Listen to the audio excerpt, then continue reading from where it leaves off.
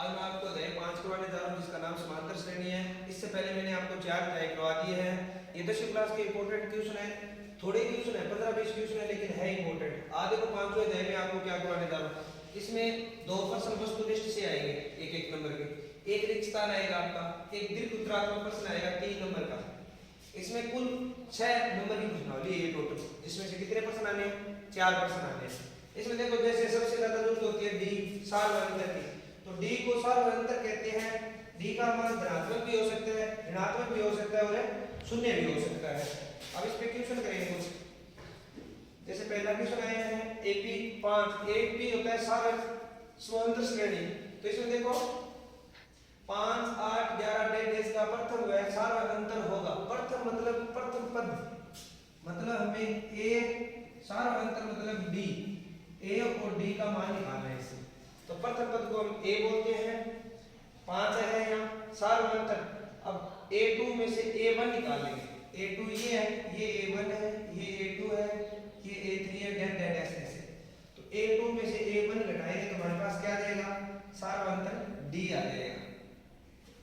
दूसरा क्वेश्चन है एपी के प्रथम 4 पद लिखिए जबकि प्रथम पद 10 और सार्वभौमिक 10 है। अब देखो प्रश्न को ध्यान से पढ़ो। हमें एक श्रेणी बनानी है, इसके 4 पद लिखने हैं। प्रथम पद हमें 10 दे दिया और सार्वभौमिक हमें कितना दे दिया? 10 दे दिया। तो इसको हम किस तरीके से करेंगे? a का मान 10, d का मान 10।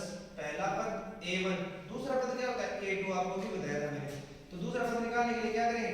पहला पद प्लस में सार्वभौमिक d, तो पहला पद 10 सार्वभौमिक 10, तो दूसरा पद क्या आ गया? 20। इसी प्रकार से तीसरा पद a3 में क्या होगा? a आ जाएगा, पहला पद आ जाएगा और d मतलब सार्वभौमिक 2 को गुणा कर देंगे, 2 से गुणा कर देंगे 20, 10 और 20 कितने हुए? 30।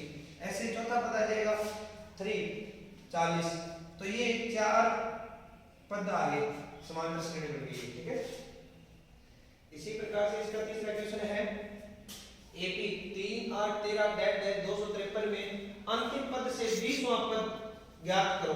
अंतिम में से 20वां पद ज्ञात करना है, ठीक है। तो इसके लिए ध्यान से पढ़ना क्वेश्चन को। अंतिम पद दे रखा है, उससे 20वां पद पहले a3 d का मान दूसरे पद में से पहला पद घटा देंगे तो किसका मान आ जाएगा? d का मान आ जाएगा। अल जो ये अंतिम दे रखा है ना लास्ट 253, इसको अल और अन को 20 लिख दिया हमने। तो अनवा पद ज्ञात करने के अल माइनस अन माइनस 1 और d। अल का मान कितना है? 253 माइनस 20, अन का मान माइनस 1, d का मान कितना? 5 रख दिया। 253 देखो 95 नीचे है, 20 में से 1 गया 19, 19 5 95, 253 में से 95 घटाएंगे 158 आ जाएगा। ऐसे क्रम में आगे बढ़ाते हुए एक आपको बताया था वस्तुनिष्ठ प्रश्न आना है, मतलब वो एबीसी नो टाइप जो क्वेश्चन है वो आएगा। तो इसमें देखो 10, 7, 4 डैश डैश, देखो ये समांतर श्रेणी अपनी घटती जा रही है। d का मान कितना आ रहा है? -3, ठीक है। आगे इसमें देखो -3 हो रहा है। तो देखो पद धीरे धीरे कम होते जा रहे हैं। अगला पद देखेंगे तो एक फिर इससे आगे क्या है? माइनस में जा रहा है पद। हमें ज्ञात कौन सा करना है? 30वां पद। तो ये तो कन्फर्म हो गया कि प्लस का मान तो नहीं आएगा, माइनस का आएगा। माइनस के लिए 2 बच गए, तो इसमें से माइनस